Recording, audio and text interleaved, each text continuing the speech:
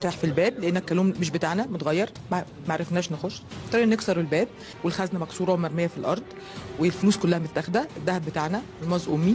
أخطر حرامي في مصر جمع ثروة بقيمة 100 مليون جنيه و13 كيلو ذهب و7 سيارات BMW و25 فيلا وشقة. ابتكر أسلوب جديد للسرقة وكان بيعتمد على كسر قلب الكالون واستبداله بكالون جديد، وكل ده في 15 ثانية. وأصعب خزنة كان بيقدر يفتحها في 4 دقايق. رجال الأمن لقبوه بالدكتور، أما زمايله لقبوه بالفنان. يعني ده شيء عمر. أنا بقالي 13 سنة في السعودية، لما يجي واحد ياخدهم بين يوم وليلة حضرتك.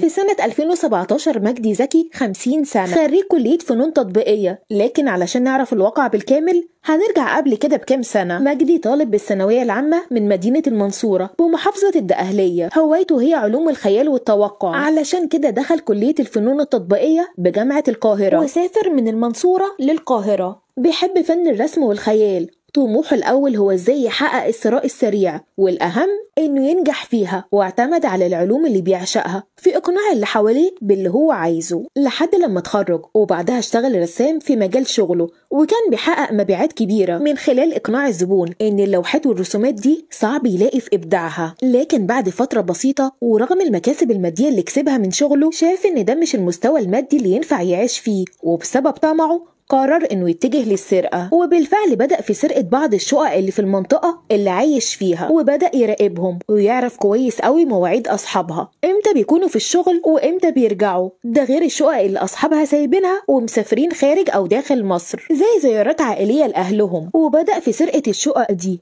وبعد فترة بسيطة قرر انه يسرق شقق في مكان ارقى، وبعد مراقبة الشقة دي بيسرقها لما بيعرف ان سكانها مش موجودين. ومن حبه في السرقة سرق شقة وعاش فيها لمدة يومين، نايم بياكل ويشرب من الاكل اللي في التلاجة، وقبل رجوعهم كان سابها. الموضوع ما كانش سرقة وبس، ده كان استمتاع. وخلال كام سنة كان كون ثروة بسيطة، لكن بسبب عشوائية مجدي في السرقة خصوصا في بداياته تم القبض عليه في 27 قضية سرقة وتمت محاكمته. وبعد تقضية المدة وفي عام 2011 خرج من السجن، وأول حاجة عملها سرق شقة، لكن اتقبض عليه واتحكم عليه بالسجن 6 شهور. وخلال ما كان بيقضي العقوبة اتعرف على مسجل خطر شهير باسم سكر، ومجدي كان معجب جدا بطريقة سكر في السرقة، وكان مثله الأعلى لدرجة انه استلهم منه بعض الأفكار، زي انه قبل ما يدخل أي شقة يخبط 4 مرات على باب الشقة، والفرق بين كل تخبيطة والتانية حوالي كام دقيقة علشان يتأكد ان الشقة فاضية ولا جواها سكان. كمان استلهم منه طريقة التطفيش، يعني كسر كالون باب الشقة، وطريقة سكر هي رمي مادة حارقة على الكالون، وبالتالي هيتم خلعه بسهولة، ولما يتخلع يركب قلب كالون جديد واللي هيكون معاه المفتاح بتاعه، وبكده الباب هيتفتح معاه بكل سهولة. وعرف منه كمان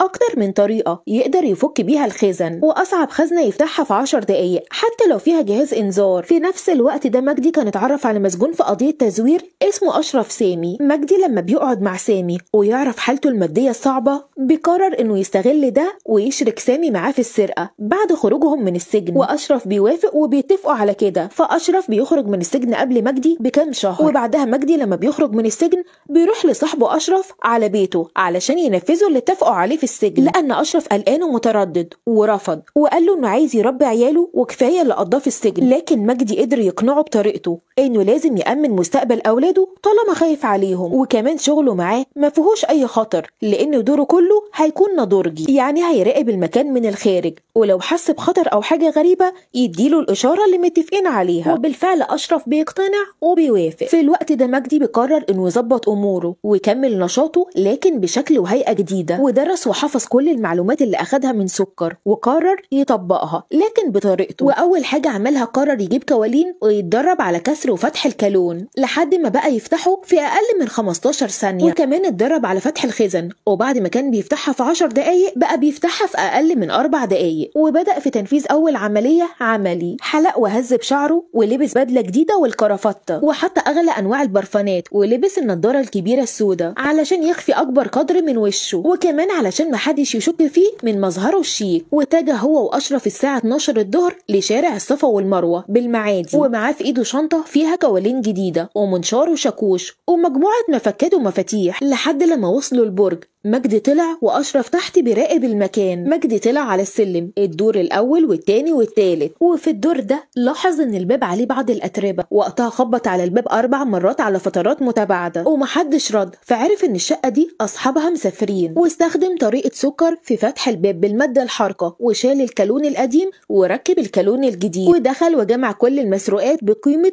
308,000 جنيه. وبعدها نزل بسرعة من غير ما حد يشوفه، ومشي هو وأشرف، وإدى الأشرف من أول عملية 100,000 جنيه علشان يطمعه. وبالفعل كملوا في أكتر من عملية على نفس الطريقة، وكان ماشي بمبدأ دايما لو سرقت اسرق جمل. معظم أصحاب الشقق بيكونوا مسافرين، ولما بيكتشفوا السرقة بيبلغوا رجال الأمن، لكن للأسف الوقت ده الشوارع دي ما بيكونش فيها أي كاميرات مراقبة، لأن الكاميرات في الوقت ده ما كانتش منتشرة زي الوقت اللي احنا فيه. ده غير كمان إن بواب البرج بيكون في الوقت ده بيجيب طلبات للسكان أو مش موجود أصلا في البرج.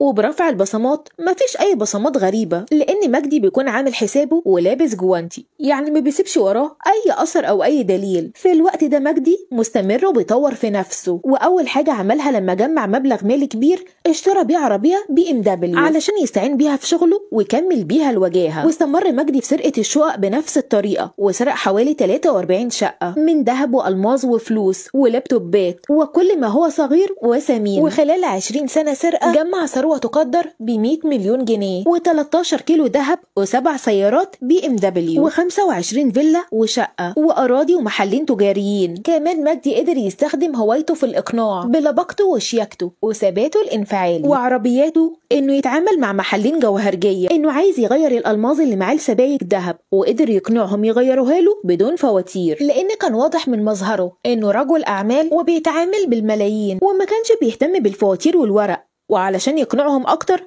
كان بيشتري بمبالغ ماليه كبيره سبايك ذهب، فالجواهرجي كان بيثق فيه لانه اشترى بملايين ذهب ودفع فلوسهم كاش، فما كانش فيها حاجه لما يخدمه ويغير له الالماس بسبايك ذهب. درجه الاقناع ما وصلتش لحد هنا عند مجدي. ده في مره وهو بيسرق شقه في عباس العقاد، وبعد ما كسر الكالون ودخل اتفاجئ بصاحبها جوه الشقه وخارج من الحمام، فمجدي ادعى ان الشقه دي هو اشتراها من دكتور ودفع ثمنها كاش. علشان كده لما حاول يفتحها بالمفتاح اللي معاه وما فتحتش كسر الكالون وركب كالون جديد. وصاحب الشقه لما شاف مظهره الشيك والبدله والكرافته صدقه، وكمان عمل له شاي على اساس انه اتنصب عليه. ومره تانية فضل يراقب برج في مكرم عبيد وعرف ان في شقه اصحابها مش موجودين، ويوم الواقعة راح وسرقها وغير الكالون. وبعد ما سرق ونزل ومعاه المسروقات في الشنط قابل البواب وقدر يقنعه انه يساعده في شيل الشنط، وان صاحب الشقة هو اللي بعته. والبواب اقتنع وشال معاه الشنط. وبعد مرور شهر على الكلام ده ولما صاحب الشقة اكتشف السرقة بلغ رجال الامن اللي ملقوش اي دليل على الحرامي. وباستجواب البواب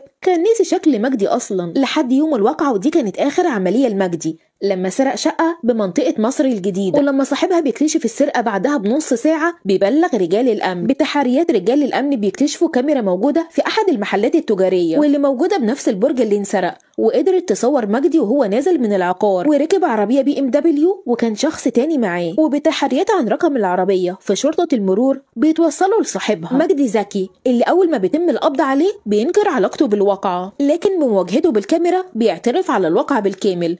ومن خلال جمع محاضر السرقة اللي تمت بنفس الطريقة والأسلوب بيواجهوا مجدي بيها، وبيعترف بسرقة حوالي 43 شقة وفيلا، لكنه بيرفض يدل على المسروقات أو يفتح شقته، فبيطلع إذن من النيابة بكسر باب الشقة الحديدي الخاصة بمجدي، فبيلاقوا كل المسروقات وذهب وفلوس وشهادات استثمار في أكتر من بنك. فبيتم التحفظ على الأحراز وإبلاغ الأشخاص المبلغين بالسرقة واللي بيقدروا يتعرفوا على المسروقات، وكانوا حوالي 40 شخص. وبيتم القبض على أشرف اللي كان معاه في تسجيل الكاميرات وتوجيه التهم ليهم. الواقع ارتكاب جريمة سرقة بدون إكراه واللي تعتبر جنحة مش جناية. وبعد التحقيقات والمحاكمات تم الحكم على مجدي ب 12 سنة سجن. مجدي لو كان استخدم ذكائه في شغله أو حاجة مفيدة كان يقدر يجيب فلوس محترمة بطريقة يكون فخور بيها، لكنه استسهل الحرام وخسر نفسه والفلوس وظلم نفسه قبل ما يظلم اللي حواليه.